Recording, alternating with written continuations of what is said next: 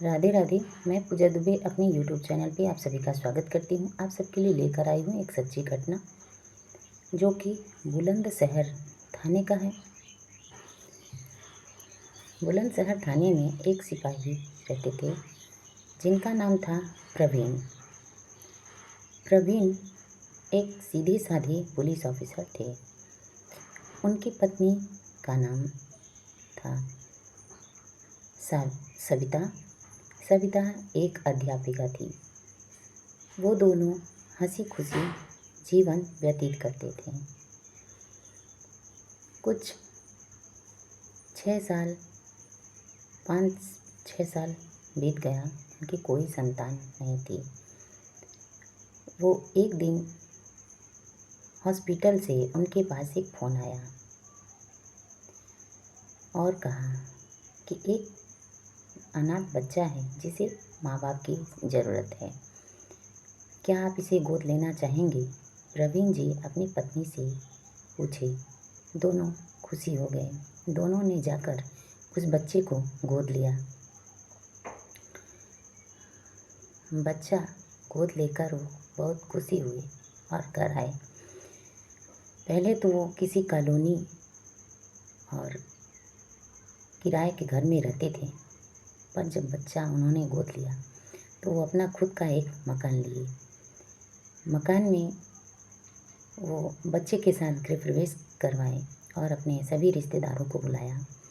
रिश्तेदारों से उन्होंने ये नहीं कहा कि वो बच्चा अनाथ है, उसे हमने गोद लिया है। बाकी उन्होंने ये बताया कि वो बच्चा उनका है, उन्होंने जन्म दिया है। और गृह प्रवेश हुआ, गाना बजाना भी हुआ, सब लोग अपने अपने घर को चले गए। प्रवीण और सविता खुशी खुशी बच्चे के साथ रहने लगे और बच्चे का पालन पोषण करने लगे।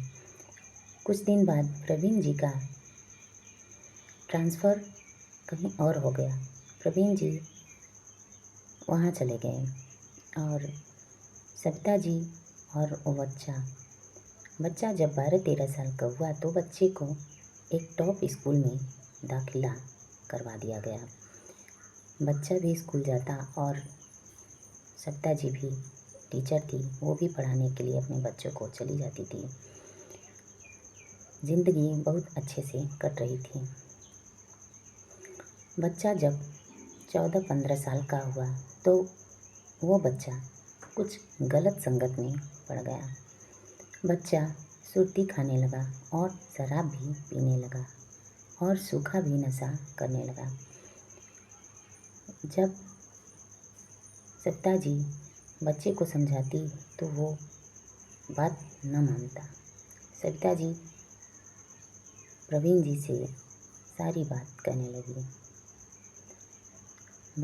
एक दिन बच्चा स्कूल से घर आया और अपनी माँ से बोला, मुझे एप्पल का फ़ोन दिला दो।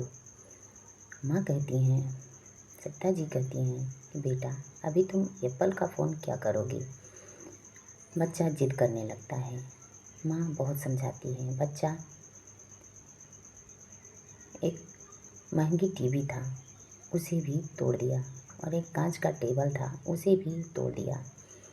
माँ समझाने लगी तो बच्चा देवाल घड़ी था, उसे तोड़ा और फिर माँ का कहना ना मानते हुए माँ के सर पर ज़ोर से मारा किसी डंडे से। माँ का सर फट गया, पर माँ फिर भी उसे माफ़ कर दिया। वो दवा दर्पण कराई और बच्चे को माफ़ कर दिया। फिर प्रवीण जी से सारी बातें बताई। प्रवीण जी अपना ट्रांसफ़र करवाकर फिर बुलंदशहर में आए और बच्चे को बहुत समझाने लगे। 24 सितंबर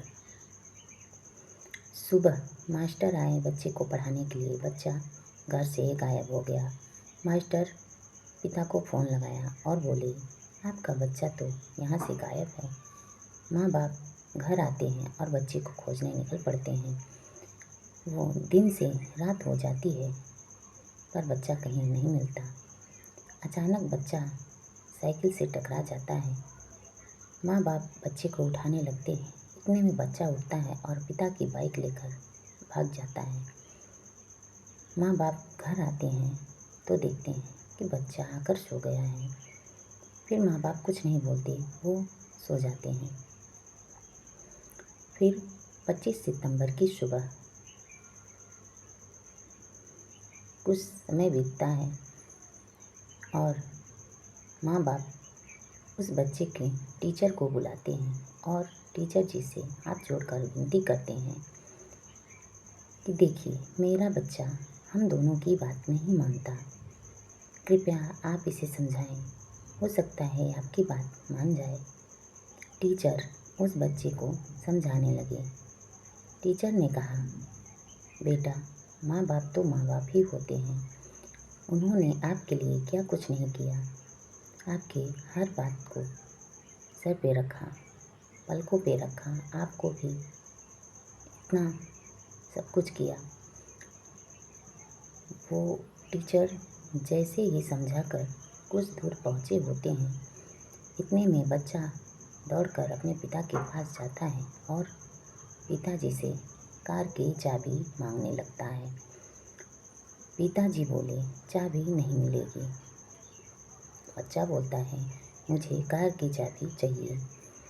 पिताजी बोले, कार की चाबी बिल्कुल नहीं मिलेगी, क्योंकि पिताजी कार की चाबी इसलिए नहीं देना चाहते थे क्योंकि बच्चा अभी नाबालिग था और दूसरा वो पुलिस ऑफिसर थे, इसलिए वो चाबी नहीं देना चाहते। इतने में बच्चा घर में जाता है, किचन घर में जाता है और वहाँ से सब्जी काटने की चाकू उठाकर लाता है और अपने पिता के एक चक्कर लगाता है और पिता के सीने में चाकू गोप देता है, गोप कर बाहर निकाल लेता है। पिता चीखते चिल्लाते हैं। इतने में माँ आती है। माँ भी चीखने चिल्लाने लगती है। नाना नानी भी आते हैं। चीख की पुकार सुनकर मोहल्ले वाले वहाँ इकट्ठा होते हैं और उसे अस्पताल ले जाते हैं। वो बच्चा ही ड्राइवरिंग कर कर पिता को ले जाता है। रास्ते में ही पिता की मौत हो जाती है। बच्चे से पुलिस पूछताछ करती है और बच्चे को जेल में डाल देती है। कृपया आप सबसे हमारा प्रार्थना है, आप सब अपने बच्चे को बढ़ावा ना दें। स्वस्थ रहें, मस्त रहें, सावधान रहें।